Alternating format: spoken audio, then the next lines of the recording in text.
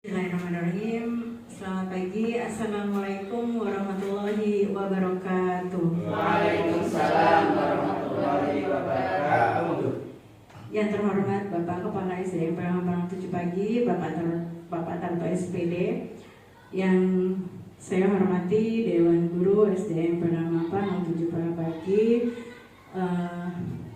Puji dan syukur kita panjatkan bahwa pada pagi hari ini kita diberikan kesempatan untuk menghadiri kegiatan diseminasi budaya positif pengembangan modul pendidikan guru penggerak yang disusun dan dibuat oleh Ibu Laras. Untuk itu mempersingkat waktu, kita buka dengan pembacaan doa yang akan dipimpin oleh Bapak Ahmad Kozir. Assalamualaikum warahmatullahi wabarakatuh. Bapak Ibu sekalian, kita berdoa, kita baca surah Al-Fatihah. Mudah-mudahan kegiatan ini berjalan lancar tanpa kendala apapun. Ya, mudah-mudahan diberikan kemudahan dari Allah Subhanahu Wa Taala. Ya, bisa lulus. Ya, sesuai dengan harapan dan doa. Alhamdulillah yang wa'alaikum sunnah wa naqbal Nabi Mustafa Muhammad SAW. Syukur Al-Fatihah. A'udzu billahi minasyaitonir rajim. Bismillahirrahmanirrahim. Alhamdulillahi rabbil alamin arrahmanir rahim maliki yaumiddin. Iyyaka na'budu wa iyyaka nasta'in ihdinas siratal mustaqim. Siratal ladzina an'amta 'alaihim ghairil maghdubi 'alaihim waladdallin. Bismillahirrahmanirrahim. Alhamdulillahirabbil alamin. Allahumma shalli ala sayyidina Muhammad wa ala ali sayyidina Muhammad. Allahumma bihamdil Fatihah wa bisirril Fatihah wa biqiratil Fatihah. Ya faridil ham ya kashifal gham. Ya Rabbi ya Rabbul hamd ya dafi'ul ya Allah ya dafi'ur rahmat.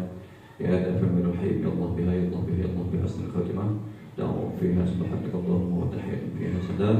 Wa akhiru da'wana alhamdulillahi rabbil alamin. Assalamualaikum warahmatullahi wabarakatuh. Waalaikumsalam. Alhamdulillah, terima kasih. Dan kemudian acara selanjutnya adalah sambutan dari Bapak Kepala Sekolah SDM Perangampang 7 Pagi kepada Bapak Tarto. Kami persilakan. Bismillahirrahmanirrahim. Assalamualaikum warahmatullahi wabarakatuh. Waalaikumsalam. Alhamdulillah, marilah kita panjatkan puji syukur kehadirat Allah Subhanahu wa Ta'ala yang telah memberi nikmat kepada kita semua, terutama nikmat sehat, sehingga kita semua masih bisa menjalankan tugas sebagaimana biasa. Yang kami hormati Bapak dan Ibu guru semuanya, pada pagi ini kita berkumpul di sini guna untuk mengikuti kegiatan dari salah satu teman kita, yaitu Ibu Laras, yang akan memaparkan, yaitu sesuai dengan judul sini, yaitu budaya positif pengimbasan modul pendidikan guru penggerak.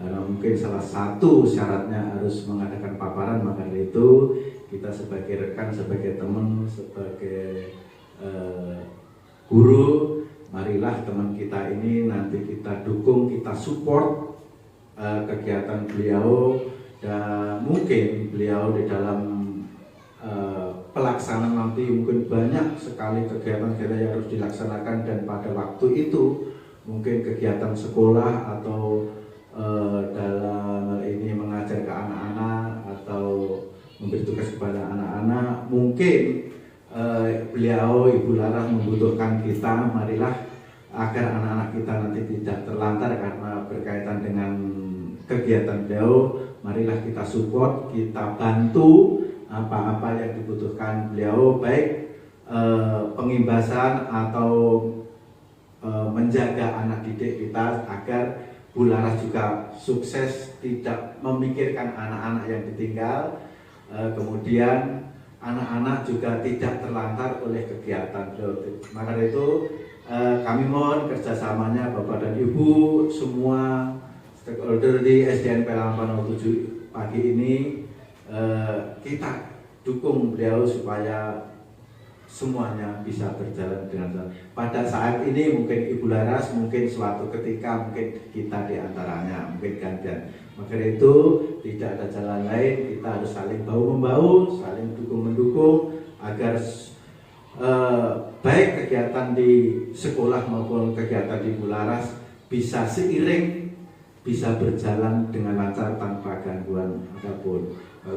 Kami dari pimpinan Sekolah SD Parama 7 Pagi ucapkan selamat kepada Ibu Laras. Mudah-mudahan apa yang akan dilaksanakan nanti berjalan dengan lancar dan bisa selesai tepat pada waktunya, bisa sehingga hasil nanti bisa diimbaskan kepada kita semua, khususnya kepada anak-anak semua dan pada lingkungan pada umumnya.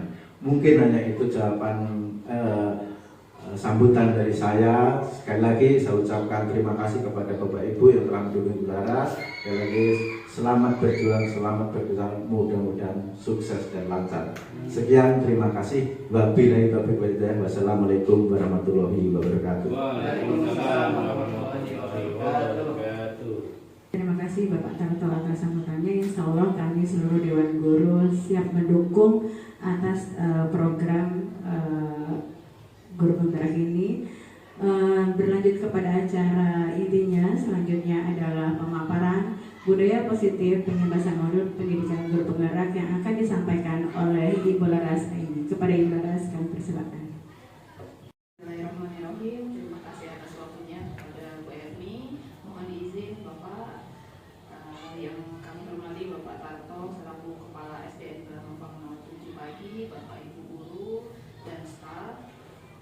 Izinkan saya berbagi sharing dengan Bapak Ibu sekalian tentang pembahasan modul pendidikan guru penggerak dengan judul budaya positif. Jika nanti ada hal yang tidak tepat saya sampaikan, bisa diinterupsi. Langsung saja kita mulai dari budaya positif di sekolah itu apa. Jadi budaya positif di sekolah itu merupakan perwujudan dari nilai-nilai atau keyakinan universal yang diejawantahkan atau diterapkan dalam kebiasaan sehari-hari oleh warga sekolah di lingkungan sekolah sehingga terbentuk suatu lingkungan positif yang aman dan nyaman untuk bertumbuh. Kemudian ini budaya positif menurut Ki Hajar Dewantoro. Saya jelaskan sedikit mengenai tugas seorang pendidik sebagai seorang alkom, di mana seharusnya menyediakan lingkungan yang aman dan nyaman serta menyediakan pembelajaran yang berpihak pada murid sesuai dengan kodratnya. Kemudian di dalam budaya positif juga terdapat teori kontrol, di mana teori tersebut diungkapkan oleh Stephen Covey yang berbunyi, bila kita ingin membuat kemajuan perlahan, sedikit-sedikit ubahlah sikap atau perilaku Anda. Namun bila kita ingin memperbaiki cara-cara utama kita, maka kita perlu mengubah kerangka acuan kita. Ubahlah bagaimana Anda melihat dunia, bagaimana Anda berpikir tentang manusia, ubahlah paradigma Anda, skema pemahaman dan penjelasan aspek-aspek tertentu tentang realitas. Nah, di sini kita bisa melihat perubahan paradigma atau cara pandang stimulus respon ke teori kontrol. Jika dulu kita menganggap setiap orang memiliki realitas atau kebutuhan yang sama, jika menurut teori kontrol itu setiap orang memiliki realitas atau kebutuhan yang berbeda. Nah, ini di dunia pendidikan ya Bapak Ibu. Kemudian kalau stimulus respon itu menganggap semua orang melihat hal yang sama, jika di teori kontrol setiap orang memiliki gambaran yang berbeda, dan seterusnya sampai di pernyataan model berpikir menang kalah itu dipandang dari stimulus respon, lalu model berpikir menang-menang atau win-win solution itu dipandang dari teori kontrol. Nah, berkaitan dengan budaya positif, di sini untuk salah satu cara untuk menerapkan budaya positif di sekolah adalah menerapkan strategi disiplin. Nah, bisa kita refleksikan di penerapan kita selama mengajar di sekolah, apakah strategi penerapan disiplin di sekolah kita itu telah efektif? Jika efektif, perilakunya bagaimana, dan jika belum bagaimana. Lalu kita akan mencoba melihat arti disiplin itu sendiri apakah sesuai dengan nilai-nilai kebajikan universal. Kemudian makna disiplin sendiri menurut Ki Hajar Dewantara itu tidak lepas dari kata merdeka yang menjadi dasar pengembangan kurikulum kita saat ini, di mana merdeka itu artinya tidak hanya terlepas dari perintah, tetapi juga cakap untuk memerintah diri sendiri. Dan ini makna disiplin, kita lihat sekilas saja ya Bapak Ibu, bahwa Ki Hajar Dewantara ini sejalan dengan pandangan dari Diane Gossen, di mana disiplin itu berasal dari bahasa Latin disiplina yang artinya belajar. Nah, dari tadi kita berbicara tentang nilai-nilai kebajikan universal. Nah, apa itu? Jadi kebajikan universal itu merupakan sifat-sifat positif manusia yang merupakan tujuan mulia yang ingin dicapai setiap individu. Nah, berikut ini contoh-contoh nilai-nilai kebajikan universal yang bisa kita terapkan di kelas kita, di sekolah kita. Yang di atas itu merupakan pokoknya, jadi peduli, subnya itu keterserangan sampai gotong royong, lalu rajin, subnya keberanian sampai rendah hati, dan seterusnya sampai rasa hormat.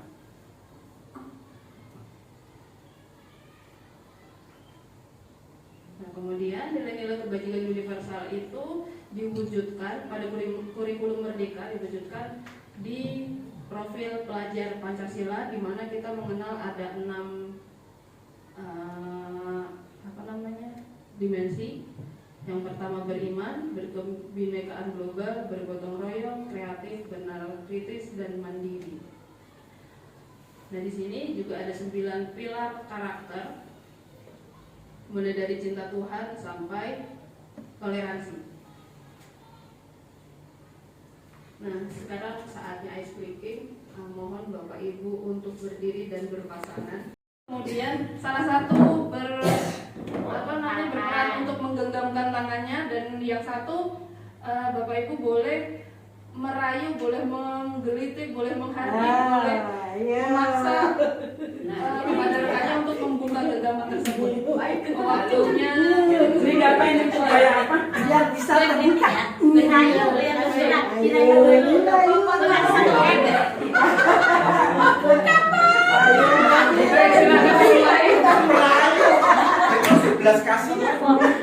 Silakan dimulai. Ada juga mana yang gelitikin? Mana yang menggenggam?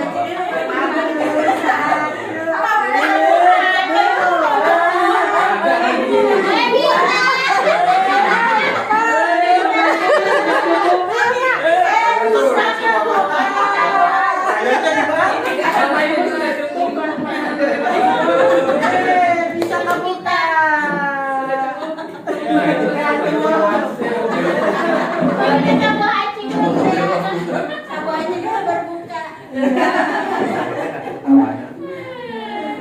Jadi dari permainan tadi, apakah rekan Bapak Ibu berhasil membuka tangannya? Berhasil. Boleh. Ada yang tidak berhasil membuka tangannya, tidak berhasil merayu? Pegang-pegang. Berhasil. Pegangan tangan dia. Rayuannya mantap. Jadi dari permainan tadi kita dapat mengambil kesimpulan bahwa yang memegang kontrol kita itu adalah diri kita sendiri dan tidak dipengaruhi oleh orang lain. Nanti budaya musiknya di situ ya. ya baik Bapak Ibu lanjutkan kembali. Baru tahu. Mau Pak. Ya. Pada saat yang ini buka, yang ini nutup. Ini tadi kesimpulan permainan kita. Kita sendiri yang memegang kontrol atas kepalan tangan kita. Baik, kita lanjutkan ke teori motivasi perilaku manusia. Menurut Diane Gossen ada 3 hal, yaitu motivasi eksternal dari luar, kemudian eksternalnya juga, iya. Lalu internal dari dalam. itu tujuan dari disiplin positif? Yaitu menanamkan motivasi pada murid-murid kita untuk menjadi orang-orang yang mereka inginkan dan menghargai diri dengan nilai-nilai yang mereka percaya. Lalu Bapak Ibu, kita masuk ke submateri hukuman, konsekuensi, dan restitusi. Ini berkaitan juga dengan budaya positif. Kita lihat restitusi dulu. Restitusi itu merupakan proses menciptakan kondisi bagi murid untuk memperbaiki kesalahan mereka sehingga mereka bisa kembali pada kelompok mereka dengan karakter yang kuat.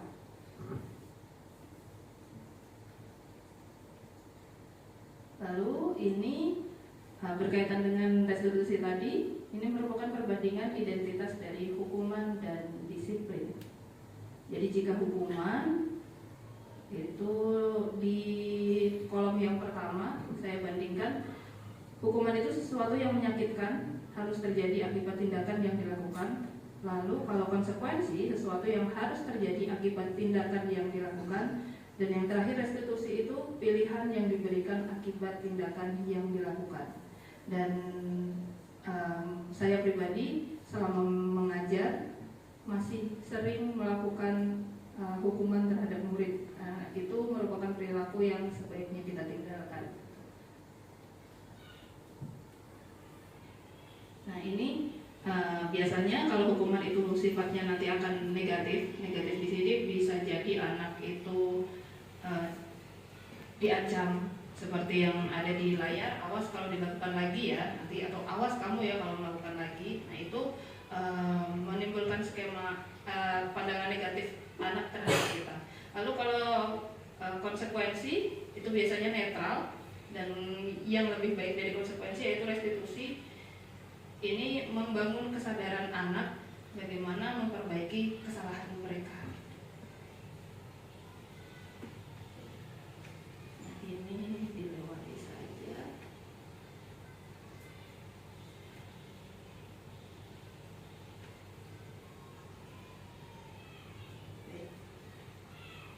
Nah, kita bahas mengenai restitusi. Nah, restitusi itu bukan merupakan cara untuk menebus kesalahan, tapi untuk memperbaiki hubungan dengan cara menawarkan dan bukan paksaan, dengan cara menuntun, dan digunakan untuk mencari kebutuhan dasar yang mendasari tindakan si anak melakukan suatu kesalahan itu tadi. Lalu restitusi diri juga dinilai sebagai cara yang paling baik dibandingkan dengan hukuman dan konsekuensi tadi. Dan restitusi itu memfokuskan pada karakter siswa, nanti juga bisa untuk menguatkan karakternya. Kita fokus terhadap solusi permasalahan dan mengembalikan murid yang berbuat salah pada kelompoknya. Jadi tidak dihakimi bahwa dia salah itu salah terus gitu. Nah, sekarang masuk ke kuis. Di sini ada pertanyaan, apakah hukuman atau konsekuensi jika mencatat 100 kali di dalam buku kalimat saya tidak akan terlambat lagi karena terlambat ke sekolah. Adakah yang mau menjawab? Hukuman. Kita lihat jawabannya. Selanjutnya, lari mengelilingi lapangan basket 2 kali karena terlambat hadir di sekolah. Apakah hukuman atau konsekuensi? Hukuman. Membersihkan coretan yang dibuatnya di meja tulis. Konsekuensi. Lalu murid diminta untuk push up 15 kali kalau tidak menggunakan masker ke sekolah. Hukuman. Lalu menggantikan kertas tugas teman yang telah dicoret-coret.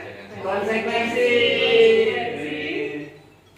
Berjemur di lapangan basket pukul 12 jam. Iya, hukuman.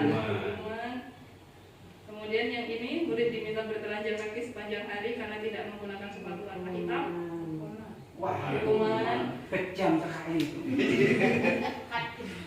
Lalu berdiri di depan kelas sambil mengangkat kaki satu. Hukuman. Iya benar, hukuman. Membersihkan Konsekuensi. konsekuensi. Kehilangan 10 menit jam istirahat untuk mengerjakan tugas. Konsekuensi. Sekarang kita masuk ke keyakinan kelas. Kalau selama ini di kelas kita itu ada kesepakatan kelas, ya benar tidak Bapak Ibu? Iya. Iya, jadi pada kurikulum Merdeka diperbaiki kembali, kesepakatan diganti dengan keyakinan kelas. Mengapa harus keyakinan? Nah, di sini ada pertanyaan memantik. Yang pertama, mengapa kita memiliki peraturan tentang penggunaan helm pada saat mengendarai kendaraan roda 2 atau motor? Adakah yang mau menjawab? Untuk keamanan. Menjaga keselamatan. Untuk keamanan, menjaga keselamatan. Iya. Keselamatan. Jadi kita yakin pada diri kita bahwa helm itu digunakan untuk melindungi keamanan keselamatan kita, terlepas dari ada atau tidaknya polisi di sekitar kita. Lalu yang kedua, mengapa kita memiliki peraturan tentang penggunaan masker dan mencuci tangan setiap hari? Ya, ini keyakinan kita terhadap kesehatan. Berarti kita melakukan sesuatunya karena kesadaran ya Bu Laras? Iya, benar sekali. Iya. Ya. Sadar, yakin bahwa Iya. itu baik untuk diri kita. Jadi kita nggak usah dipaksa-paksa. Bukan karena takut hukuman ya. Nggak bukan karena Nah, ini jawabannya tadi. Oh. Jadi nilai-nilai keselamatan dan kesehatan ini yang kita sebut sebagai suatu keyakinan yang termasuk dalam nilai-nilai kebajikan universal yang disepakati secara tersirat dan tersurat. Lepas itu dari latar belakangnya mau apa, seperti yang pakai helm tadi, terlepas ada polisi atau tidak, itu pakai. Dan itu untuk mendukung motivasi intrinsik yang dikembalikan lagi ke nilai-nilai untuk menggerakkan seseorang untuk mengikuti serangkaian peraturan. Nah, ini adalah apa ya, kalau diagram bukan diagram aja deh, bahwa budaya positif itu bisa dibentuk jika lingkungannya positif, dan lingkungan positif itu bisa dibentuk jika keyakinan kelas terlaksana dengan baik sehingga kelasnya kondusif. Nah, ini ada beberapa pertanyaan. Yang pertama, selalu kembalikan buku ke tempatnya. Ini keyakinan kelasnya kira-kira apa ya Bapak Ibu? Kerapian. Kemudian selalu kembalikan buku ke tempatnya. Disiplin. Lalu dilarang mengganggu orang lain. Saling hormati, Saling menghormati. toleransi. Ya. Lalu Hei. hadir di sekolah 15 menit sebelum disiplin. Dilarang melakukan kekerasan.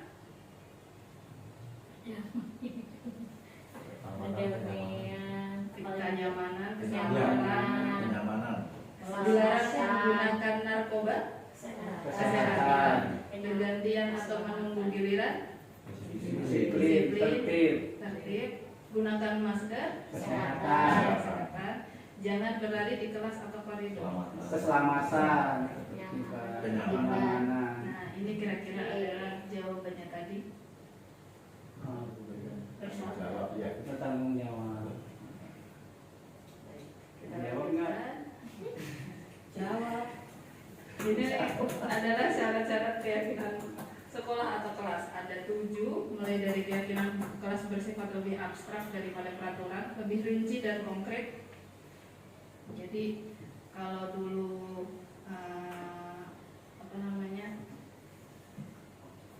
kita sepakat kesepakatan kelasnya kita sepakat untuk saling tolong menolong misalnya, nanti di keyakinan kelas bisa diubah, misalnya siswa kelas 1 membantu temannya yang kesulitan mengerjakan tugas. Perbedaannya dari kesepakatan menjadi keyakinan.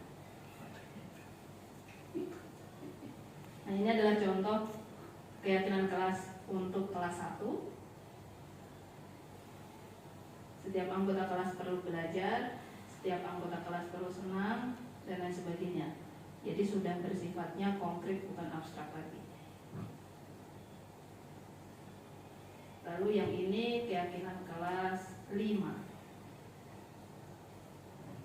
Kita lanjutkan Bapak Ibu. Kuis lagi.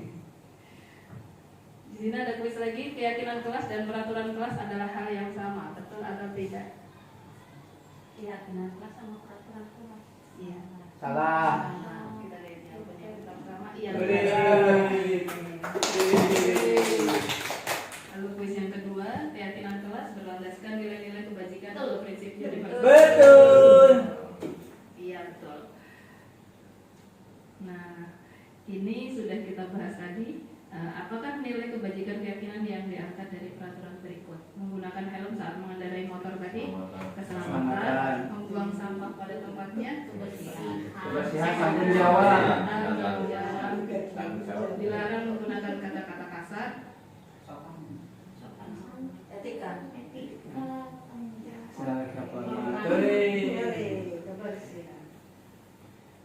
Nah, sekarang kita masuk ke kebutuhan dasar manusia dan 5 posisi kontrol dulu. Untuk materi tersebut kita simak video berikut bersama-sama.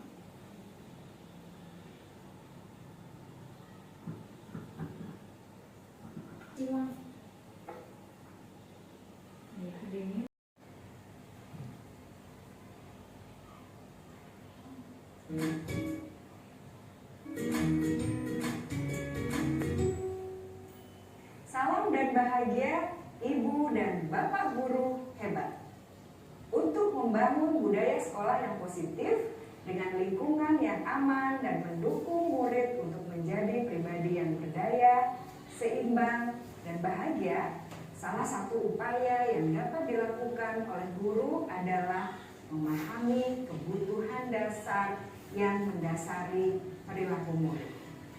Pada video kali ini, kita akan membahas tentang 5 kebutuhan dasar manusia.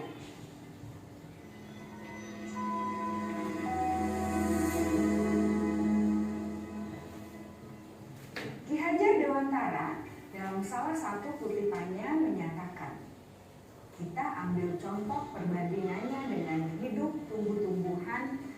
Seorang petani dalam hakikatnya sama kewajibannya dengan seorang pendidik yang menanam padi misalnya. Hanya dapat menuntun tumbuhnya padi. Ia dapat memperbaiki kondisi tanah, memelihara tanaman padi, memberi pupuk dan air, membasmi ulat-ulat atau jamur-jamur yang mengganggu hidup tanaman padi, dan lain sebagainya. Ketika guru memahami kebutuhan apa yang mendasari perilaku murid, dan guru berusaha menuntun dan mendukung murid dalam memenuhi kebutuhannya secara positif, pada hakikatnya guru tersebut ibarat seorang petani yang sedang berusaha memahami kebutuhan masing-masing tanaman, dan ia berusaha memenuhi kebutuhan tanaman tersebut agar dapat tumbuh dengan subur dan maksimal. Dr. William Glasser, seorang psikiater dari Amerika Serikat, menyatakan bahwa seluruh tindakan manusia memiliki tujuan tertentu, yaitu memenuhi kebutuhan dasarnya. Ketika kelima kebutuhan dasar telah terpenuhi secara memadai, maka murid akan tumbuh dengan seimbang dan bahagia. Sebaliknya, ketika kebutuhan dasar tidak terpenuhi dengan baik, maka seseorang akan mengalami emosi negatif seperti bosan, sedih, dan kecewa. Bahkan mereka dapat melakukan perbuatan yang bertentangan dengan nilai-nilai kebajikan atau melanggar peraturan. Dengan kata lain, perilaku buruk seseorang biasanya adalah respons dari kebutuhan yang tidak terpenuhi. Namun, mereka tidak tahu cara untuk menyampaikannya. Ada 5 kebutuhan dasar manusia menurut Dr. William Glasser, yaitu yang pertama, kebutuhan untuk bertahan hidup atau survival. Yang kedua, kebutuhan untuk merasa diterima atau love and belonging. Yang ketiga, kebutuhan akan kebebasan atau freedom. Yang keempat, kebutuhan akan kesenangan atau fun. Dan yang kelima, kebutuhan akan penguasaan atau self-power.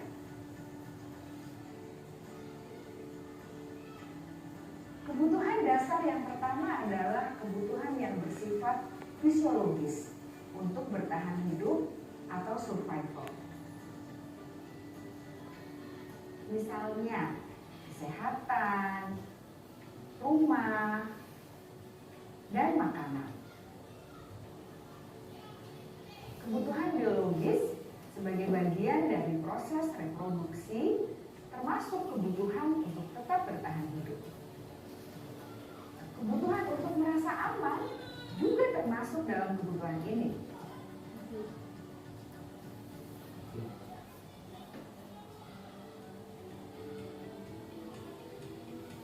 Agar murid dapat belajar dengan baik, kebutuhan mereka akan rasa aman, pangan, sandang, dan papan harus terpenuhi.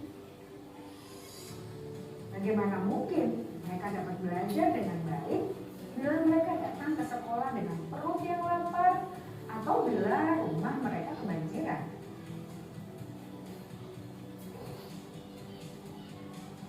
Setelah kita mengetahui kebutuhan pertama yang sebagian besar bersifat fisiologis, mari kita lihat kebutuhan kedua sampai kelima yang semuanya berhubungan dengan psikologis. Mari kita lihat kebutuhan yang kedua, yaitu kebutuhan akan perasaan diterima oleh kelompok atau komunitasnya, atau kebutuhan love and belonging. Kebutuhan ini meliputi keinginan untuk tetap terhubung dengan orang lain seperti teman, keluarga, teman kerja, dan kelompok di mana kita tergabung. Setiap murid ingin menjadi bagian yang berharga dari kelas dan juga sekolah. Mereka juga ingin diterima oleh orang lain dan kelompoknya. Bahkan, murid yang terlihat paling cuek pun jauh di dasar hatinya pasti ingin merasa diterima. Sebagai guru, seharusnya kita dapat menerima murid kita apa adanya, sesuai dengan kodratnya. Karena setiap murid adalah unik.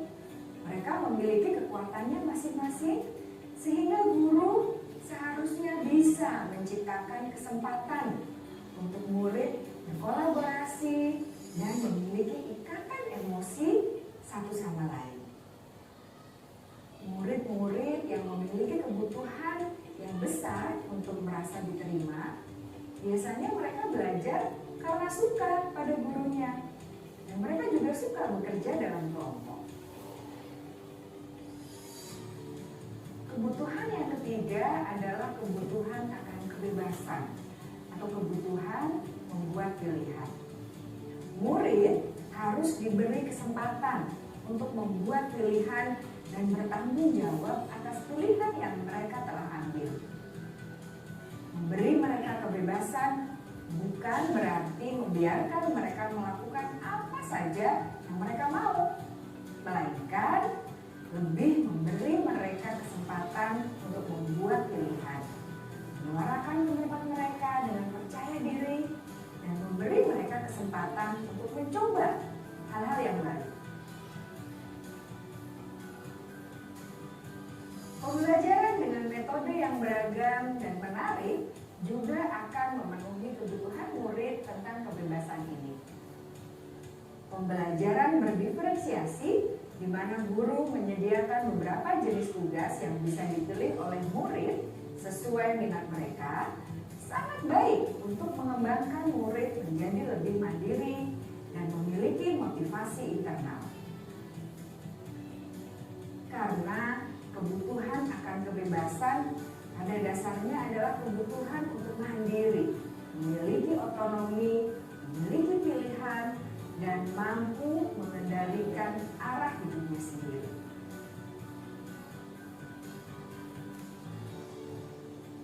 Kebutuhan yang keempat adalah kebutuhan akan kesenangan.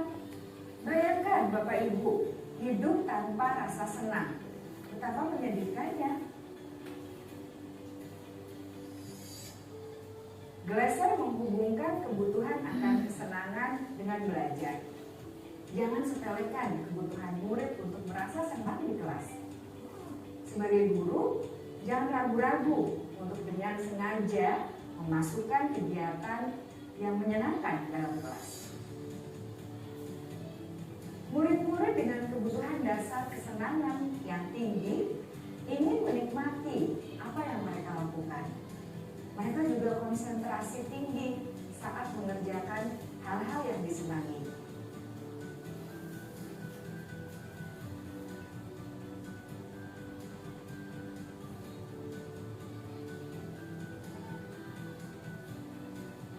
Kebutuhan yang kelima adalah kebutuhan akan penguasaan.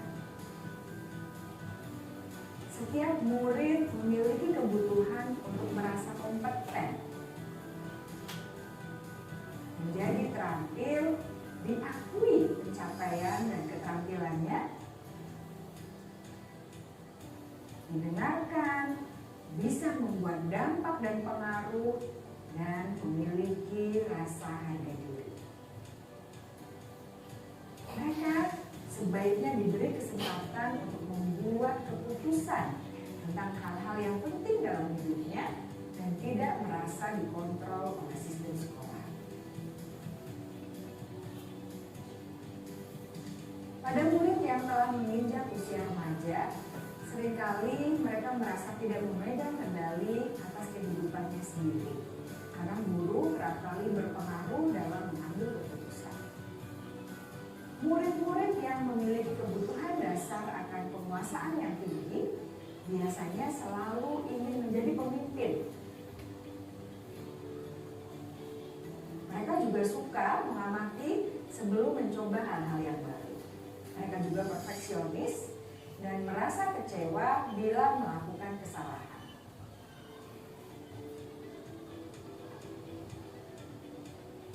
Ibu dan bapak guru sangatlah penting bagi dasar murid-murid agar kita memahami alasan dibalik sikap dan tingkah laku mereka. Bila murid berperilaku buruk atau melanggar peraturan sehingga tindakannya tidak sesuai dengan nilai-nilai kebajikan, maka guru harus mencari tahu alasan yang mendasari tindakan tersebut dan kebutuhan apa yang belum terpenuhi. Melalui percakapan dengan guru dalam pendekatan disiplin positif, murid dapat diajak untuk bersikap efektif dalam mengenali kebutuhan-kebutuhan yang berusaha mereka penuhi dan mendasari tindakan mereka. Jika guru mengabaikan perilaku buruk murid-murid, maka perilaku tersebut akan berpengaruh pada suasana kelas yang kurang kondusif dan akan berpengaruh pada tujuan dari pendidikan itu sendiri. Ibu bapak guru hebat, mari kita menjadi guru yang lebih baik dengan memahami kebutuhan dasar murid-murid kita dan senantiasa membimbing mereka untuk menjadi pribadi yang berdaya, seimbang, dan bahagia. Salam dan bahagia, ibu dan bapak guru hebat.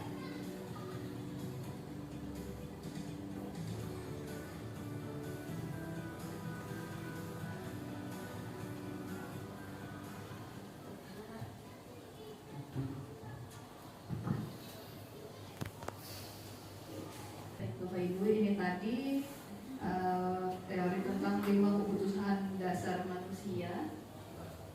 Ada yang dimulai dari teori bertahan hidup, kasih sayang dan rasa diterima, kebebasan, kesenangan, dan terakhir penguasaan.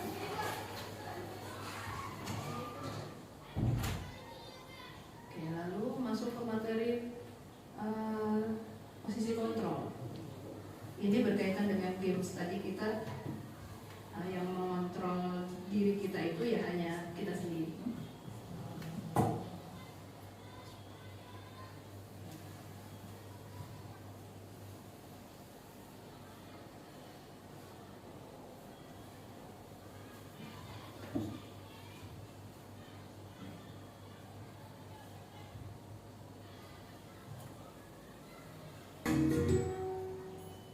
Salam bahagia ibu dan bapak guru hebat. Dalam penerapan disiplin positif restitusi, Salah satu program yang dikembangkan adalah 5 posisi kontrol. 5 posisi kontrol dalam restitusi adalah proses perjalanan seorang pendidik agar dapat mengenali dirinya. Pada video kali ini, kita akan membahas tentang 5 posisi kontrol yang dikembangkan oleh Diane Goshen dan contoh penerapannya.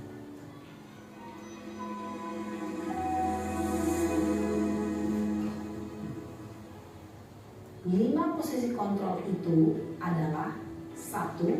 Posisi penghukum. 2. Posisi pembuat merasa bersalah. 3. Posisi teman. 4. Posisi pemantau atau monitor.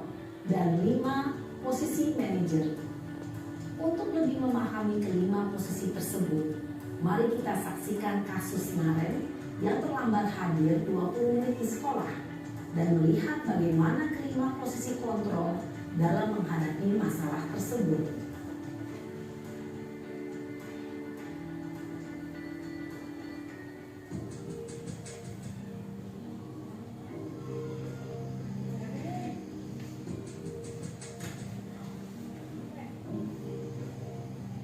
Naren, sini kamu. Selamat pagi, Bu. Selalu terlambat. Kamu deh, pasti terlambat. Maaf, Bu. Saya Apa? Apa coba? Alasan kamu apa lagi? Kapan sih kamu tidak terlambat?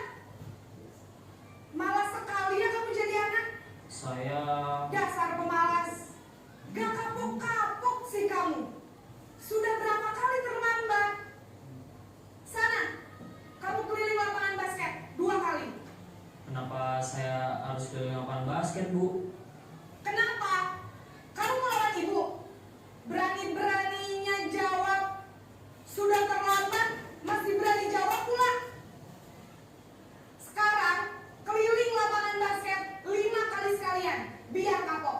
Cepat. Pergi sana ke lapangan basket. Posisi penghukum biasanya berbicara dengan nada tinggi, menghardik, menunjuk-nunjuk, menyakiti, dan menyindir. Hukuman bisa berupa fisik maupun psikis. Ibu dan bapak guru hebat.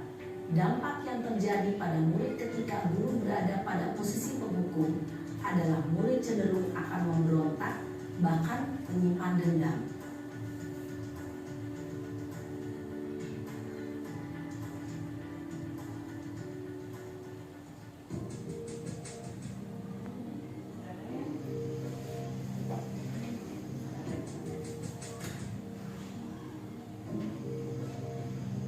Naren,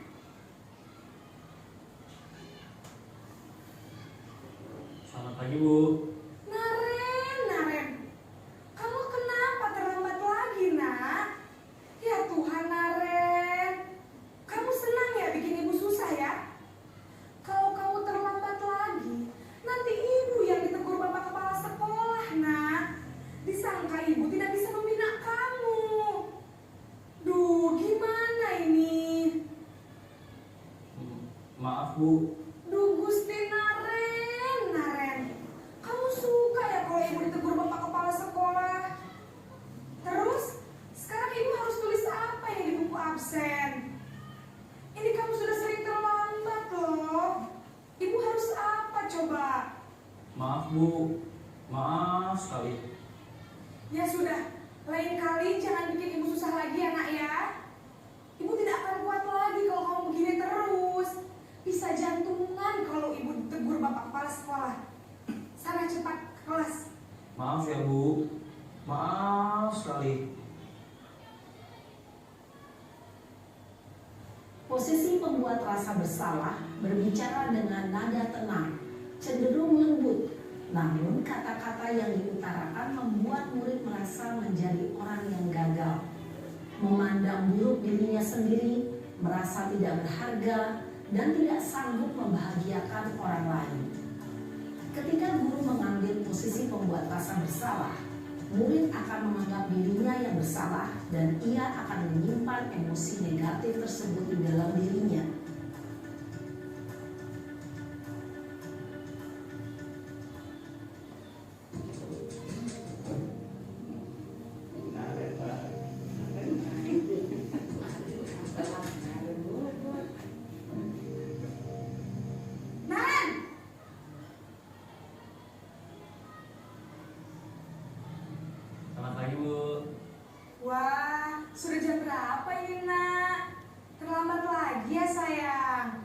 Iya Bu, habis ibu saya lupa bangunkan saya Bu.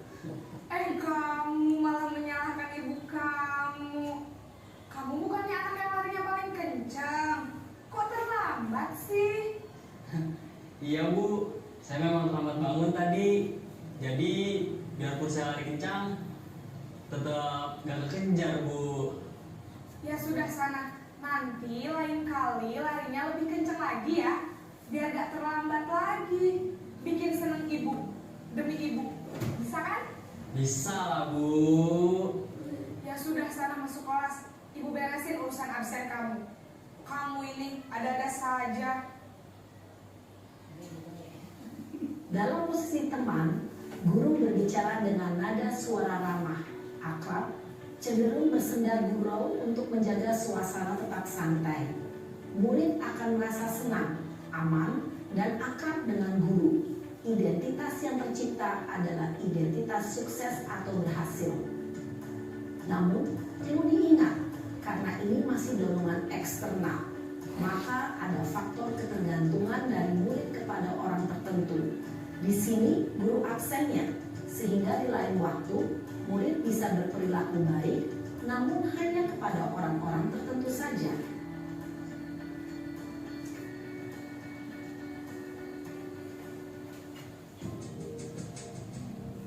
Naren lagi. Naren!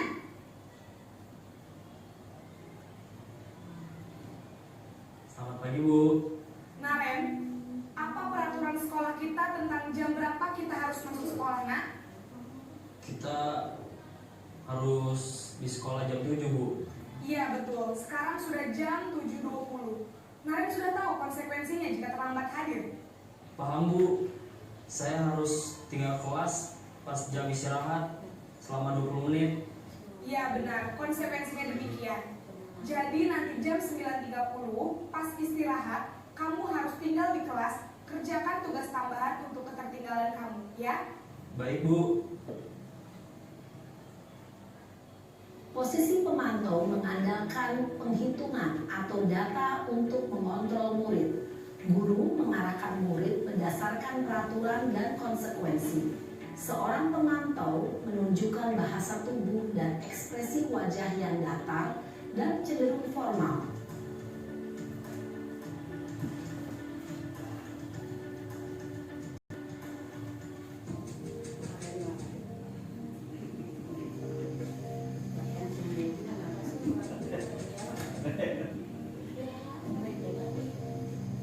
Naren!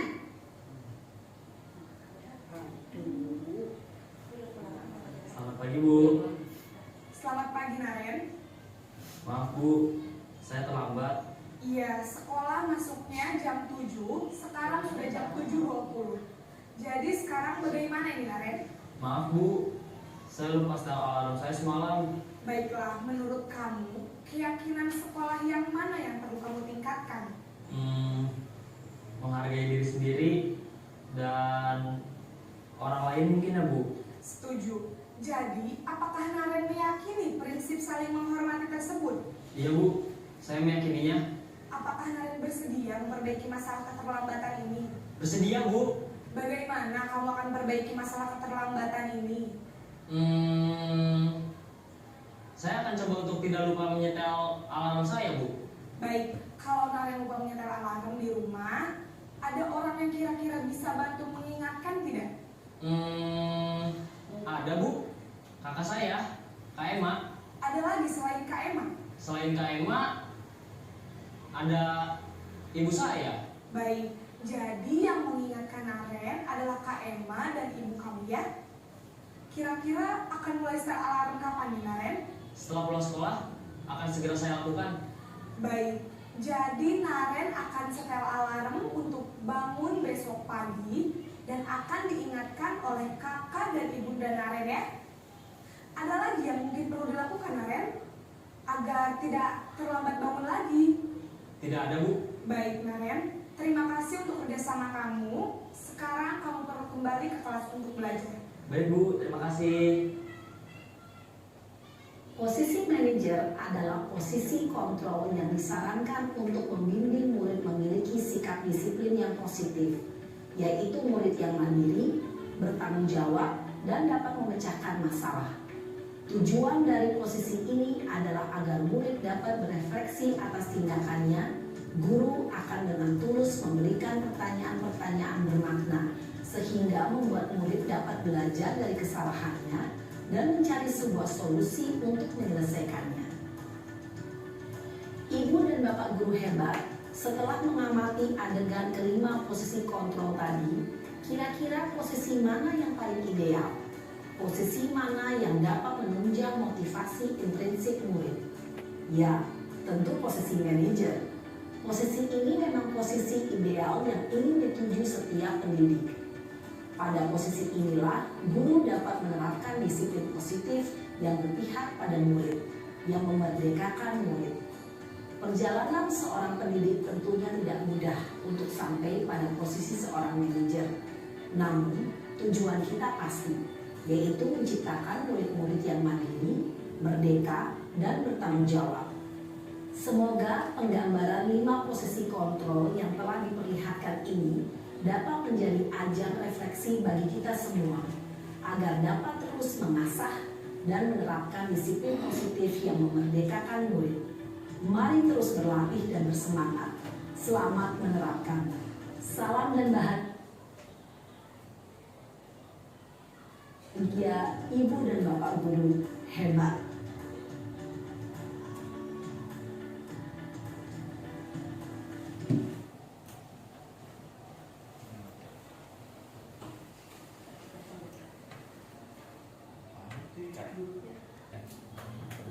Baik Bapak Ibu, tadi video tentang 5 posisi kontrol, dan di sini sudah ada beberapa contoh yang biasa kita temukan di kelas.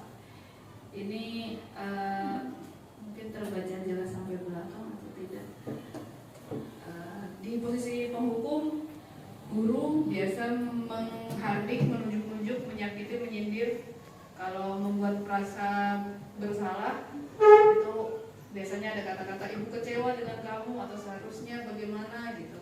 Dan di posisi teman, pemantau sampai manajer. Mungkin kalau di lingkungan kita di SD untuk sampai ke posisi manajer agak sulit, mengingat anak-anak masih di fase operasional konkret gitu. Jadi tapi dengan latar belakang yang tersebut, mudah-mudahan tidak menghalangi kita untuk terus belajar sampai di posisi manajer. Nah, di sini ada kuis, ada beberapa pernyataan. Saya kecewa sekali dengan kamu. Nah, di kalimat tersebut dikatakan di posisi apa ya? Kira-kira Bapak Ibu. Saya kecewa sekali dengan kamu. Pembuat merasa bersalah. Kalau yang kedua, kamu tidak pernah benar melakukannya. Di 5 posisi kontrol tadi, kamu tidak pernah benar melakukannya. Menghukum ya? Menghukum, iya. Kemudian selanjutnya, ayolah lakukan demi ibu bapak. Ayolah, iya, merasa bersalah. Lalu yang selanjutnya, apakah kamu mau mendapatkan stiker bintang hari ini? Di 5 posisi kontrol tadi ada penghukum, pembuat merasa bersalah, teman, pemantau, atau manajer. Teman. Ya, kemudian baik, yang bagaimana kamu bisa menyelesaikan masalah ini? Bagaimana kamu bisa menyelesaikan masalah ini? Manajer. Ya, lalu yang terakhir, apakah kamu selalu yang paling terakhir? Menghukum. Kita lihat jawabannya, ya seperti ini. Nah, sekarang saat ini posisi Bapak Ibu berada di posisi mana ya dari 5 posisi kontrol, di kelas maupun di rumah. Terutama saya mau mendengarkan curhatan bapak-bapak nih kalau di rumah. Manajer teman. Kadang buat Satu dan 3. Kadang-kadang ada di semua posisi pernah melakukan. Gitu. Semua posisi pernah melakukan. Nggak mungkin di di posisi 1 aja. Terutama ibu-ibu mungkin di setiap tanggal 1 menjadi pemantau. Habis gajian. Tanggal 20. Baik, kita lanjutkan. Nah, kita masuk ke segitiga restitusi. Ini kita lewati saja. Nah, segitiga restitusi itu ada 3 macam. Yang pertama menstabilkan identitas, yang kedua memvalidasi tindakan yang salah, dan yang ketiga menanyakan keyakinan. Menstabilkan identitas itu membantu murid untuk memahami bahwa kesalahan merupakan bagian dari proses pembelajaran dan mereka masih berharga meskipun melakukan kesalahan. Ini yang bisa kita lakukan jika kita menstabilkan identitas peserta didik. Bisa mengajukan pertanyaan bahwa membuat kesalahan itu sesuatu yang wajar, manusia itu tidak ada yang sempurna dan kita masih bisa memperbaiki masalahnya, dan lain sebagainya. Lalu validasi tindakan salah itu membantu murid untuk memahami alasan dibalik tindakannya yang salah. Jika kita menghadapi murid yang melakukan kesalahan, di tahap validasi kita bisa melakukan dengan mengajukan pernyataan bahwa kamu bisa saja bertindak lebih gegabah dari ini, kamu bukan melakukannya tanpa suatu alasan tertentu, dan lain sebagainya. Dan yang terakhir, menanyakan keyakinan, itu dengan tujuan membantu murid untuk mengaitkan tindakan yang salah dengan nilai-nilai atau keyakinan yang mereka yakini atau mereka anut. Di tahap ini kita bisa melakukannya dengan cara mengajukan pertanyaan sebagai keluarga atau kelas apa yang kita yakini, nilai-nilai apa yang telah disepakati, dan seperti apa gambaran sebuah kelas yang ideal bagi peserta didik. Jadi restitusi itu dapat membantu murid untuk memahami dampak dari tindakan mereka pada orang lain. Jadi kalau pada keseharian kita di kelas, biasanya kita menyelesaikan masalah dengan sepihak, kita memutuskan keputusan atau solusi dari permasalahan yang murid lakukan, tapi dengan adanya segitiga restitusi, kita bisa mencoba murid untuk menyelesaikan atau memecahkan permasalahan yang sudah mereka buat. Baik, itu saja Bapak Ibu, diseminasi tentang budaya positif. Apabila terdapat kesalahan saat kita sharing, terutama dari saya mohon maaf sebesar-besarnya. Semoga hal ini bermanfaat untuk kita semua. Terima kasih Bapak Ibu atas kerjasama dan bantuannya. Wassalamualaikum warahmatullahi wabarakatuh. Waalaikumsalam.